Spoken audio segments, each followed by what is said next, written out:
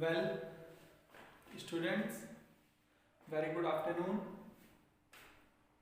Well, in class 10th, in a subject democratic politics, we have chapter number 2 and name of chapter is federalism. And in our NCERT book, the very first chapter of the very first page of the chapter contain the meaning of federalism. यानी कि chapter के first page पर ही federalism का meaning बताया गया है NCERT की book के अंदर। ठीक है, तो आज पहला जो क्वेश्चन है हमारे पास वो यही है दैट व्हाट इज फेडरलिज्म। इसको समझते हैं। Well, federalism is a system of government to rule. ठीक है, गवर्नमेंट का एक ऐसा सिस्टम है in which the power is divided between a central authority and various constituent unit of the country। क्या मतलब होता है इसका? यानी कि गवर्नमेंट का फेडरलिज्म वो सिस्टम है। सिस्टम क्या होता है? सिस्टम वो स्ट्रक्चर होता है जिस पर गवर्नमेंट अपने अथॉरिटी को चलाती है। Government perform its function according to this structure and that structure is called system।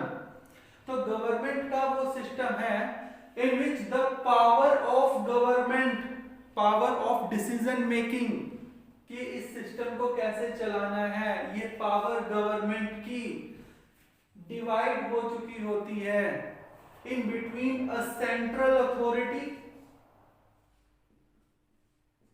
Union authority और central authority and various constituent power. इसका मतलब ये है कि सरकार की जो शक्तियां हैं, जो गवर्नमेंट की पावर है, वो दो पार्ट में डिवाइड हो जाती है। देखिए, अगर कोई कंट्री है, उस कंट्री को सिर्फ एक ही जगह की गवर्नमेंट चलाए, अगर सपोज करो इसके सेंटर में बैठी हुई है दिल्ली की गवर्नमेंट और पूरे देश को केवल ये दिल्ली की गवर्नमेंट ही चलाए, तो वो कौन सी अथॉरिटी होगी? वो एक सिंगल अथॉरिटी होगी हमारे पास।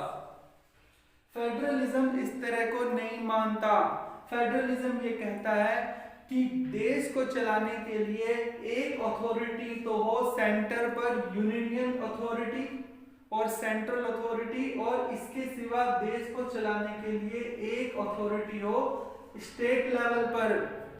यानी देश को चलाने के जो अथॉरिटी है वो डिवाइड हो जाती है, जो सिस्टम है, जो पावर है वो डिवाइड हो जाती है in between the centre and the state. आपने भी ये देखा होगा हमारे देश में केवल मोदी जी की गवर्नमेंट तो नहीं है, एक गवर्नमेंट तो है जिसे हम बोलते हैं द गवर्नमेंट ऑफ सेंटर और द यूनियन गवर्नमेंट।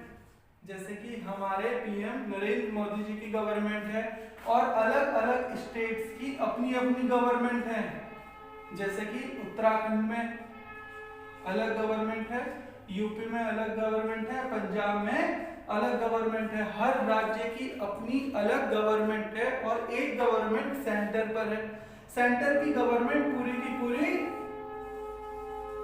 कंट्री को देखती है और स्टेट की गवर्नमेंट अपने अपने स्टेट्स को देखती है, और इन स्टेट्स के मिलने से जो कंट्री बनती है उसे देखती है यूनियन गवर्नमेंट या फिर सेंट्रल गवर्नमेंट। तो हमारे पास दो जगह की अथॉरिटी है। एक हमारे पास अथॉरिटी है सेंट्रल लेवल पर या फिर यूनियन लेवल पर, और एक है हमारी सभी स्टेट और यूनियन टेरिटरीज में गवर्नमेंट। ठीक है, तो गवर्नमेंट हमारे यहाँ सिर्फ एक नहीं है, उसे हमने दो या दो से ज्यादा जगह डिवाइड किया हुआ है।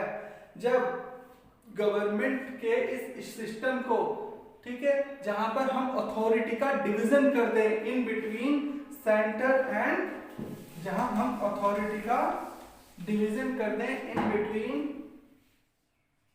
सेंटर और यूनियन, इन बिटवीन स्टेट और एज लोकल,